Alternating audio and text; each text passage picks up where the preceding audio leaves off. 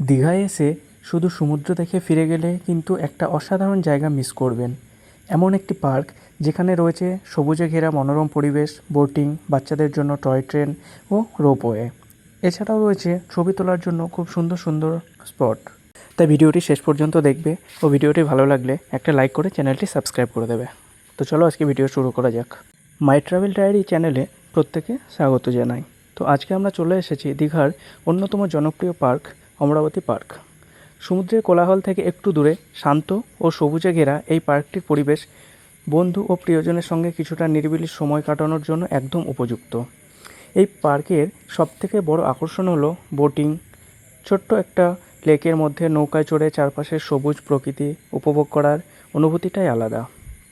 এছাড়াও এখানে রয়েছে শিশুদের জন্য টয় ট্রেন, খেলার জায়গা, রঙিন ফুলের বাগান এবং অসংখ্য সুন্দর ফটো তোলার স্পট। তাই যারা ছবি তুলতে ভালোবাসেন তাদের জন্য এটি দারুণ একটি লোকেশন। আপনি যদি বিকেলের দিকে আসেন তাহলে সূর্যাস্তের আলোয় এই জায়গাটি আরও সুন্দর দেখায়।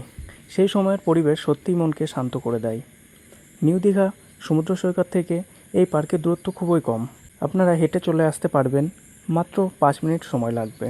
আমার ব্যক্তিগত মতামত, আপনি যদি 2-3 দিনের জন্য দীঘায় ঘুরতে আসেন তাহলে একটা বিকেল আপনি অমরাবতী পার্কের জন্য রাখবেন।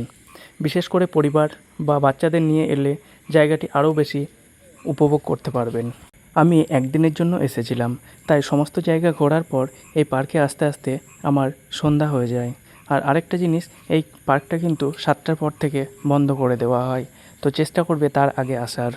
এত অল্প সময়ে অমরাবতী পার্কটা পুরো ঘুরে দেখা সম্ভব নয়। এই পার্কটা পুরো ঘুরতে হলে কম করেও 2.5 থেকে 3 ঘন্টা সময় লাগবে, কোনো অ্যাক্টিভিটিস ছাড়া। আর যদি কোনো অ্যাক্টিভিটি করা হয় যেমন বোট রাইড বা রোপওয়ে রাইড, সেক্ষেত্রে তো আরও বেশি সময় লাগবে। আপনাদের একটা দিন এখানে কাটিয়ে দিতে পারবেন খুব সহজেই।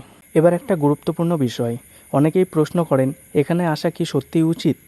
আমার ব্যক্তিগত অভিজ্ঞতা থেকে বলবো, আপনি যদি শুধু সমুদ্র দেখতে না এসে দীঘায় আরও কিছু সুন্দর জায়গা ঘুরে দেখতে চান তাহলে অবশ্যই একবার অমরাবতী পার্কে আসবেন। বিশেষ করে পরিবার, বন্ধু কিংবা প্রিয় মানুষকে নিয়ে এখানে খুব সুন্দর সময় কাটানো যায়। আমার মতে বিকেল 4টা থেকে সন্ধ্যা পর্যন্ত সময়টা এখানে ঘোরার জন্য সবথেকে ভালো। তখন রোদ কম থাকে, ছবি ভালো আসে এবং পুরো পরিবেশটাও অনেক বেশি উপভোগ করা যায়। তো বন্ধুরা, এই ছিল দীঘার অমরাবতী পার্কের সম্পূর্ণ ভ্রমণ।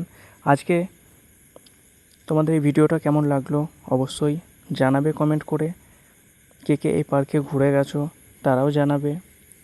আর এমনই নতুন ভ্রমণ ভিডিও দেখতে মাই ট্রাভেল ডায়েরি চ্যানেলটি সাবস্ক্রাইব করে পাশে থাকা বেল আইকনটি চাপতে ভুলবেন না।